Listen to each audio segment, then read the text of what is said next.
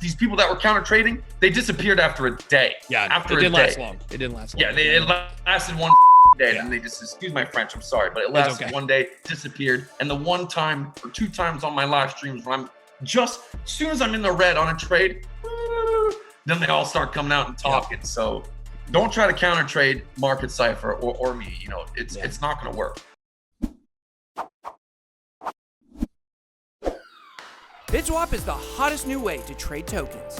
Crawling all the top decentralized exchanges, BitSwap gets you the very best price and value for your trades. BitSwap is changing the game. Try it now at bitswapdex.io. Welcome to BitBoy Crypto, the largest crypto channel in all the interwebs. My name is Ben. Every day on this channel, I show you how to make money in cryptocurrency. If you like money and crypto, make sure to hit that subscribe button. And also, guys, details down below on how you can win an entire Bitcoin if you're a subscriber to the channel. Today, guys, we are bringing on CryptoFace to talk about Market Cipher, the best indicator in the world. Now, if you want to get access to Market Cipher for a 5% discount, you can find that on bitboycrypto.com/deals. In this video, CryptoFace and I are going to talk about counter trading Market Cipher, exit positions, and a lot more you're definitely going to want to check out from the man, the myth, the legend, CryptoFace. All right, guys, let's get into the interview. All right, guys, here he is, CryptoFace, the creator of Market Cipher. Always glad to have you on. Let's start here. There's a lot of stuff that's been going on over the past few weeks and the last month in crypto, and there's a lot of talk about people trying to counter trade Market Cipher. Is that productive for them? Is Market Cipher, is it immune to people trying to counter trade it? Oh man, first off, thanks for having me on, dude. It's always good to see you and come on your channel, and had a great time in Vegas, man. Oh, by yeah. the way. It was fun. Yeah, dude, that meetup was cool, and I can't wait for the next one. I got to have one of my own parties. But it's a big thing. And dude, you handled the crowd. Like, there was a huge line, and I met a lot of fun new people. So that was awesome, dude. It was fun. Boy, as far as the drama for the past few weeks, man, as far as like counter trading, most of that stuff is myths. Like, Market Cipher isn't a buy sell indicator, and you really can't counter trade it, or else you'll just get wrecked if you know how to read it like properly. Counter trading, like me personally, I mean, that could technically be done like if I make a bad position, you know. But most of that stuff's just myth, and just smaller channels that maybe are trying to get some clout. Some clout. I love that clout, don't they? Yeah, man. I don't know. I always master thyself, master the enemy. Like, I've always been a real supportive person of like anyone in the space. And to be honest, my feelings were kind of hurt a little bit when I found out about these different groups that were trying to counter trade me or Market Cipher, because some of them, like, I actually used to watch a little bit and support. Yeah. So I don't have times for bullshit drama, pencil neck, fucking nerdy.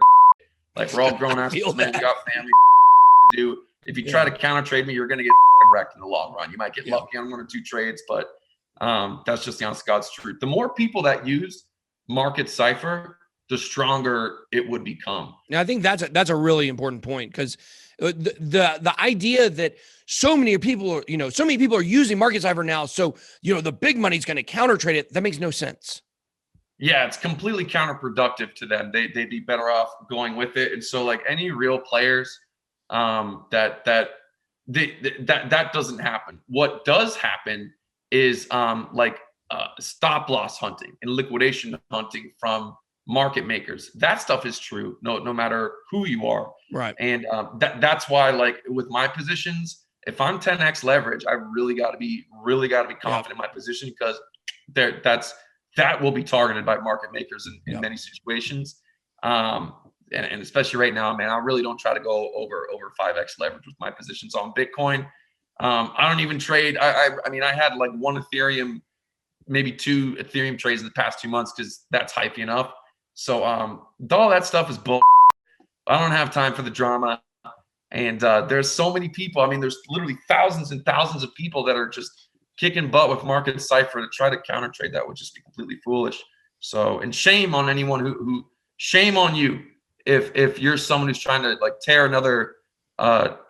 somebody else down. It's just, don't worry. Like, no one's going to steal your views, man. Like, worry about your own damn self and your family and your community. Don't worry about me, man. 'Cause you ain't going to catch me, man. You ain't going to catch me. And I think that, the thing that really is unfortunate about it is, like, look, let's be honest. You and me, we got money. We've made it. And if we take big losses when people counter trade us, it doesn't hurt us. It's hurting the community. It's hurting like regular people out there that are listening to whether it's what we're saying or what Market Cipher is doing. They're getting caught in the mix of this whole thing. And that's really the unfortunate thing about, people that might try to counter trade, that they're actually trying to hurt you. They're trying to hurt the audience. And that's what pisses me off about it. So if they were successful, so if they were actually successful in counter trading, that you are so right. It wouldn't affect me. It would affect the normal people out there. I'm trying to say this in like the most humble way. Like, I'm not above anyone. I'll never change. Money never changed me. Like, I'm the same guy I've always been. I've always felt like I was supposed to be where I'm at and help others. But like the thought of doing that and trying to counter trade someone else, you're basically saying, hey, I'm trying to over a bunch of people and hurt a bunch of people. And shame on that's a pretty crappy way to live. You have some deep insecurity, maybe got picked on in high school or some. Yeah. But you got to change that. And I'm a forgiving man. You know what I'm saying? My arms are open to anyone. And so, I would take that hug. By the way, these people that were counter trading, they disappeared after a day. Yeah. After it didn't last long. It didn't last long. Yeah. It lasted one day and they just, excuse my French, I'm sorry, but it lasted one day, disappeared. And the one time or two times on my live streams when I'm just, as soon as I'm in the red on a trade, then they all start coming out and talking. So, don't try to counter trade Market Cipher or me. It's not going to work. Well, we're smart. I baited them into something on one of my streams. So, we're going to get ours. You don't got to worry about that. But okay, so the Chinese are on my side. The Market Cipher showing the money to China. You don't. The Chinese are with me. So you're gonna lose. You're gonna lose. So listen, let's get into Market Cipher, because one thing that, like me specifically, I've even been struggling with lately has been exit points. And I think when we've been looking at like such big numbers for where Bitcoin's going to go, you just want to get that like one really good, really low bottom entry and ride that all the way to the top. But it never really seems to work out that way. And when you start getting in that mindset, you start losing. You watch trades go from in the green to in the red. So I want you to kind of give us a little insight on the best way to take profits with Market Cipher. Good. So I'm so glad you asked this, and your problem lies with actually what you said yourself. Yeah. You said try to get that one. Yeah. In all of my entries, my exits, my stops, my profit takings, I chop them up into multiple. When I enter a trade, rarely do I enter it all in one shot. When I take profit, very rarely do I take it all in one shot. I split it up, whether my trade's for $100, $1,000, or 10 million. I split it. It's normally like 3s, 4s, and 5s. So if I have a $10,000 trade, I'm looking to enter, I'll enter 2,500 here, 2,500 here. And that allows you to, let's say you're in a good trade, in a good profit. If you exit your whole trade, and chances are you're not going to get the very top or the very bottom. Yeah. 99.9999% chance you're not going to nail it to the cent or to the dollar, to the $10. Yeah. So you have to, if you chop it up, you're going to see, okay, damn, I did get out the top. Good thing I did. Let me exit more. And then you're going to see, okay, dang, it's going up more. Right. So good thing I only took a little bit. So this goes back to foundation, bro. And this isn't just bull. I do not enter exit trades all in one. Got to split it up into 3, 4s, 5s. Have to. Yeah. Well, and I think that is a big problem for me because I don't do that at all. And I mean, we've been winning. We've been winning a lot this year. But there's still, and I think this is a really important lesson for any trader, is that, you're always going to find weak points in your trading. And the better and quicker that you can identify those, the better you can turn those around. I just think about professional poker players, right? Like they're always studying every single hand they play, looking for that leak, that one thing that's causing them to lose. And I can tell you, for me, when I exit a position, I exit 100%. I don't ever take like a little bit of profit here, a little bit of profit there. I just wait for the big swing and then pull it out. And I think that right there is specifically is something that's really been hurting me. So do you want to kind of like maybe pull up a chart with Market Cipher and kind of go over maybe the mindset on, you know, when you enter a position, what targets are you kind of looking for and what are you looking for on Market Cipher to know when to take profit? Can you see my screen yes, right I now? can. Mm-hmm. Okay, cool. So this looks like the 4 hour on the Bitcoin chart. Let's go ahead and maximize this. So here we have a nice money flow that dipped into the red, nice curvature right here, right? Beautiful momentum waves coming to the upside. Beautiful 2 nice fat green dots, which I know you love on the bigger on the 3, 4, 5, 6 hour time frame. So do I, right? So here's a prime example of like a great entry and where we'd probably looking where I'd be looking to take profits and enter. So as far as entries go, like, okay, we see our 2 green dots, so it's time to start looking, right? Doesn't mean I just enter on it, but time to start looking. Our money flow came in curvature, started to curve, so boom, I'd probably start looking. I would start looking to enter my first long entry. I see in these trigger waves come to the upside. This is just a beautiful, beautiful, beautiful setup. I would go ham on this one. Now, what I do is I draw with Market Cipher. I estimate. So like, see this green wave right here? Mm-hmm. You just kind of assume like, okay, it's probably going to look like that, right? So by assuming and drawing the way it's going to look, we can kind of plan out what we're going to do.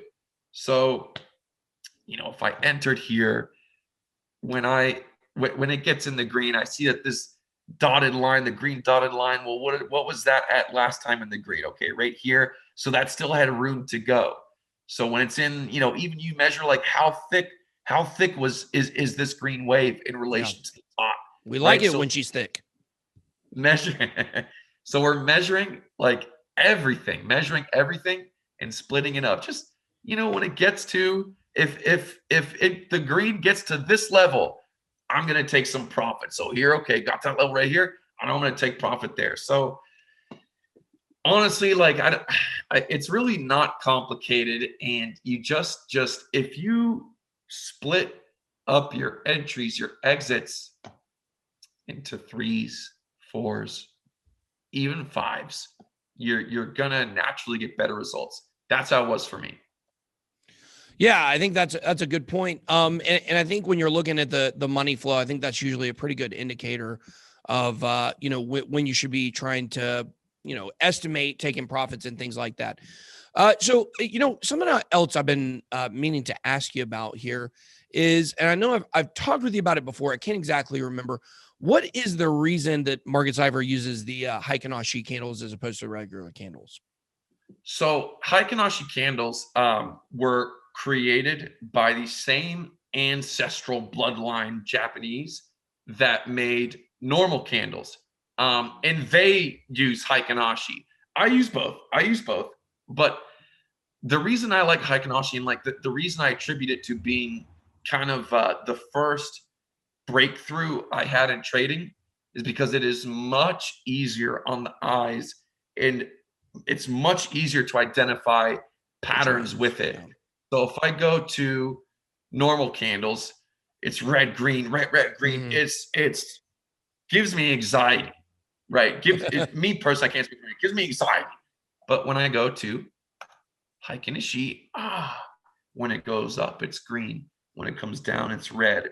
So you can kind of just get an idea of, okay, green, red, green, red, green, red, green. Okay, maybe it's going to go red. Now it's going to go. So it's just, it takes the average of the previous candle.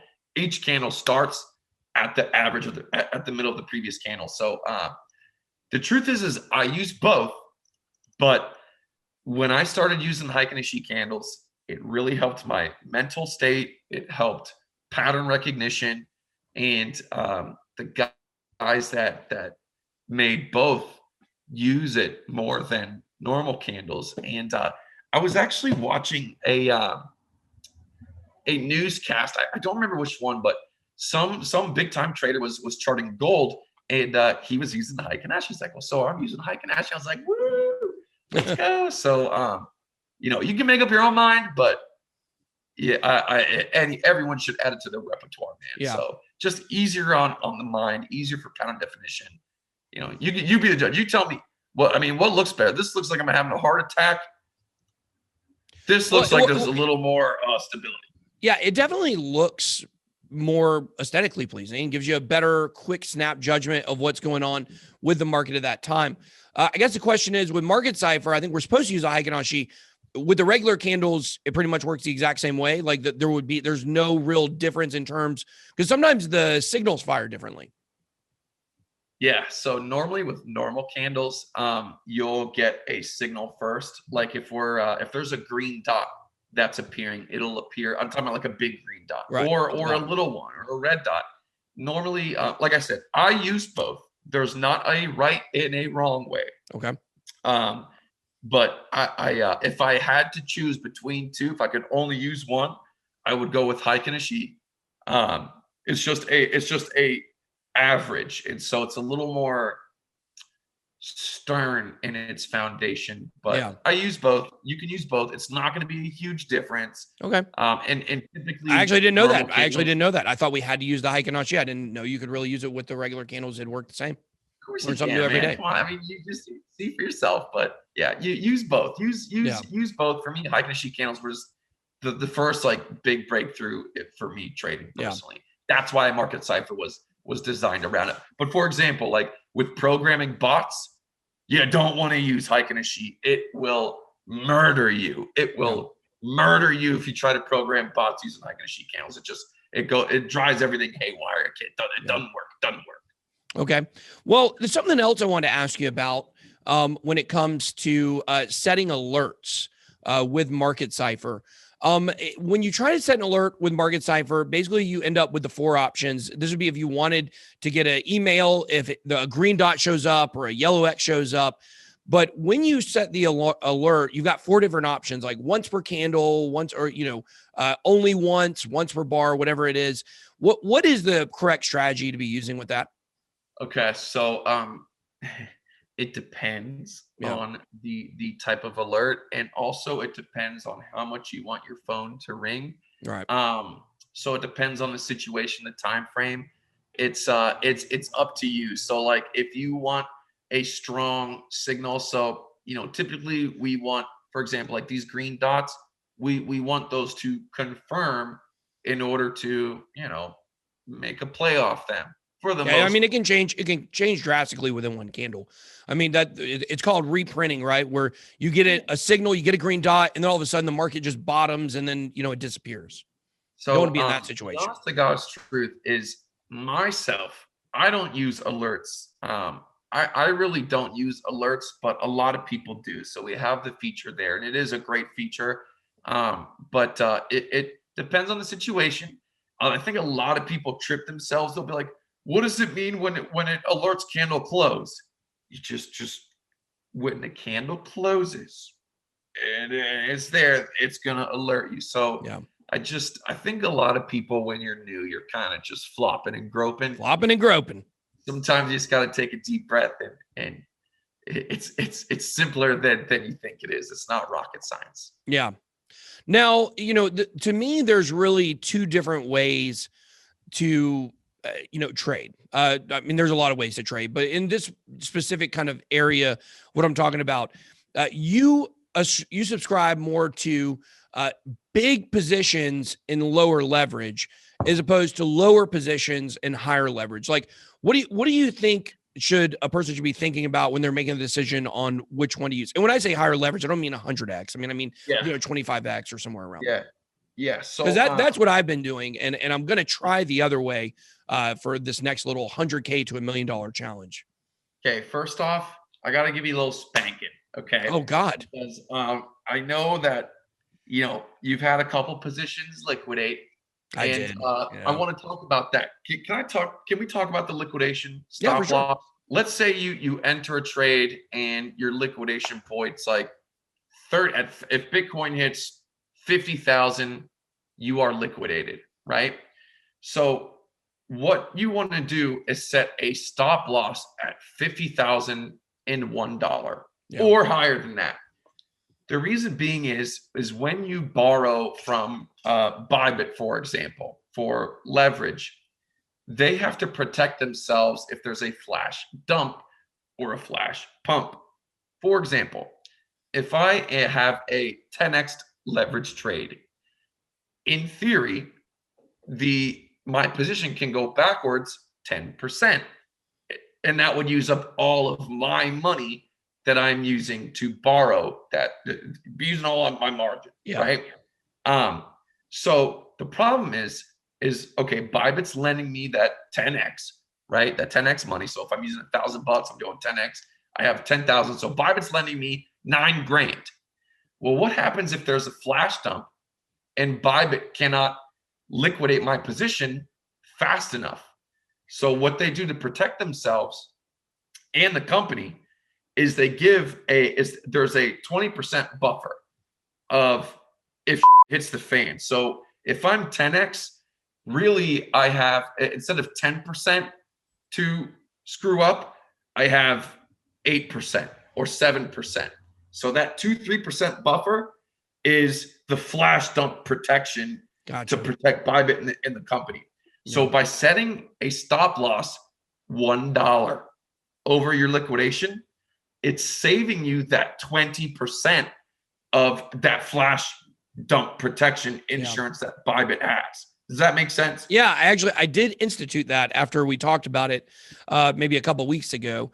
And I did, when I said I got liquidated a couple times, I did take that into consideration. I did set that stop loss a little, so technically wasn't liquidated. Gotcha. You do save a little bit, get to keep some money. 20% is a lot, dude. It's a lot. You know, when people for $1, when people start kamikaze trading, dude, that $1 stop loss will save you 20% of your position. So you know, to be honest, I could say like, there's times we could go 15, 25x, but it's you shouldn't. Yeah. And I don't. I have found that I am much more successful. I am much more peaceful when my trades are 5x, and that's it. No matter if I'm in a super scalp or a long-term trade, you're begging for trouble, man. You're just asking for trouble. And you know, if there's a time where you're going to up your leverage, you better have some cushion. You better already be in a trade that is well in the green and very confident that it's going to go higher. So really you should be, and I'm not giving advice, but let's talk about raising the leverage there, because, you know, when you raise your leverage, like let's say you're in a position and you're at 10x, let's say you're at 5x and you're well in the profit. If you raise the leverage to 10x, it's going to pull out half of your position. It's kind of like a way to take profit in a way, right? Well, in a sense, that's the way I've kind of looked at it. Yeah, I mean, kind of, but like not really, because your risk goes up a little bit. Like if you go from 5x, and your trade's going good, and you increase it to 10x, you'll have double your asset, and you can add more. It's increasing your risk. Yeah. So you could add more. Your liquidation is going to be higher, and if you add your position, your average entry is going to come up. And so that's not something you do, even if you're way up in a trade. Not lately. No. And you know what, this year, man, this year I have made almost 8 figures. My P&L is almost 8 figures, and we're 3.5 months in. And that's good. I don't do that anymore. And I don't think anyone else should either. Like, there's enough money to be made at 5x. 7, even 10 is like kamikaze, dude. Like, if I'm going 10, I'm not staying in that trade for long at all. That's like, I'm getting out. Yeah. So it actually happened today when I was live streaming, and we had 2 great scalp trades. And then we were out of a trade. I was like waiting for to get another trade on the stream. So I'm bored. I'm sitting there at my monitor, bored, trying to entertain my audience. So the price started pumping, and I FOMO'd. You know, I FOMO'd into. We're all susceptible to it. You know. Yeah. So, and you know, like if I make a shitty trade, it's not, oh, Market Cipher doesn't work after all. Yeah. Like, my Lord, man, I can have 100 good trades, and if I make one bad trade, Market Cipher doesn't work at all. Yeah. You know. And so whatever, it was a stupid entry. When what happened was it doesn't work, I was confident it was going to come back up. So you know what I did? I upped the leverage. And normally I do not add to negative positions, but I got confident signs, very confident signs it was going to go back up. So I did. I pumped it to 10x. I doubled down. It lowered my entry. As soon as it was in the green, I took the money and I ran my ass away. Yeah. Yeah, I think that's good. And I think it is, you know, because every mistake that I have made with Market Cipher, it's always me. It's always me making the mistake. Yeah. It's not what look, too. Market Cipher isn't perfect. I mean, because market conditions are not perfect. Nothing's going to 100% of the time give you the perfect entry and the perfect exit. But I can look back at any time I've lost over the last, couple of months. It's been a couple times I was getting counter traded while I was live. But most of the time it was just because I was making a mistake and I was greedy. I mean, when I say mistakes, it's almost always greed that comes into play where you say, oh, it's going to keep going up, or I'm not going to take the profits yet. And then you get wrecked. Yeah, definitely when you're sleeping in the morning, that's when it can really bite you the most. That's when my greed is at the highest. Like, and I haven't done that, thank God, in a long time. But there was some times, bro, where, you know, I'd be in a trade and I'd be waking up in the morning, like looking at my phone. Oh, I'm great. Yep. You know, so if you're gonna sleep on a trade, make sure you have your stops and try not to Absolutely. be greedy. Ain't no one counter trading you, bro. So don't give nobody credit like you're getting counter traded. I don't want to hear that. Yeah. Okay, shame on you. No one's counter. No one's, and if they're trying to, no one's wrecking you, bro. No one's counter trading you unless it's the Chinese. Okay, if it's F2 pool. It might have been. We think it was them a few times. Then that's a different story. It might be. I mean, nobody hates me more than F2 pools. So you don't know that. So I'm not afraid to go. F2 pool. Yeah. I like F2 pool, man. Those guys, listen, it's and you know, listen, you and me I love you, bro. You're one of my best friends. And so just because we have like different views on things doesn't mean shit. I don't want to hear these pencil necks talking because whatever. But my 2 cents about F2 pool. Listen, those men were such brave men. And in that country, if you get pinched at the wrong time when the government is against you, they are not just risking themselves, they're risking their bloodline. Yeah. And if F2 pool wants to dump and sell, damn it, they can do it. Okay. But whatever. So, well, whatever. Crypto Face said it's okay, F2 pool, but I'm still going to come at you. Yeah, no, that's okay, dude. I have no sympathy for the Chinese. I'm sorry. Yeah, you don't sell too much. You know, they said some dumb sometimes. Like they're like, oh, this was only 10%. Like sometimes they say things that they think is trying to calm people down, but it's making it 10 times worse. Yeah. And so bad PR. Bad PR. Which that kind of region of the world sometimes has some problems with. Yeah. But listen, we're all in this together. If Absolutely. you want to sell.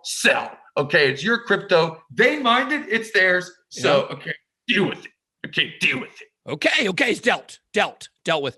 All right, Crypto Face. Well, listen, it's been a great episode today. We definitely want to get you coming on the channel a little bit more. What I would say is, guys, if you guys have questions about Market Cipher, specific things you guys are struggling with, drop those down below in the comments. And next time I bring him on the show, we'll bring up a lot of those questions and we can cover some more stuff. And the next time you come on Crypto Face, we're going to talk a little more, time sensitive charting, hopefully maybe this week or next week. So as always, man, thank you for coming on the show. You guys can subscribe to his channel down below in the description. You got anything you want to leave us with today? Listen, I've been killing it. You know what I mean? And I've had like 2 days ago, I was in a short minus 70K. Closed the trade, minus 70K. But I saw it reversing, went in, made it back plus 230. Made a 300K swing. Last week I made, $1.3 million in 3 days. Yeah. So I'm getting it. And I just use Market Cipher, nothing else. I don't use anything else. I just use the basic strategy. So like, if you're new to Market Cipher, watch the basic strategy, volume 1, 2, and 3 videos. Absolutely. Don't go into the 5 and the 15-minute flopping and groping. Start off on the hourlies and let them come to you, and just don't let your trades go deep in the red, man. Just even if you waited, even if you're in a trade for so long and it was up in the green and it comes down to the red, cut it. There's going to be plenty more. So stop your losses. The wins will come. So thank you so much to your community, man. You guys are, Jay, we're having a hard time keeping up with you, man. So love you, man, and I appreciate it. And yeah, we need to get, because so I'm more than happy to come on every week and get these games.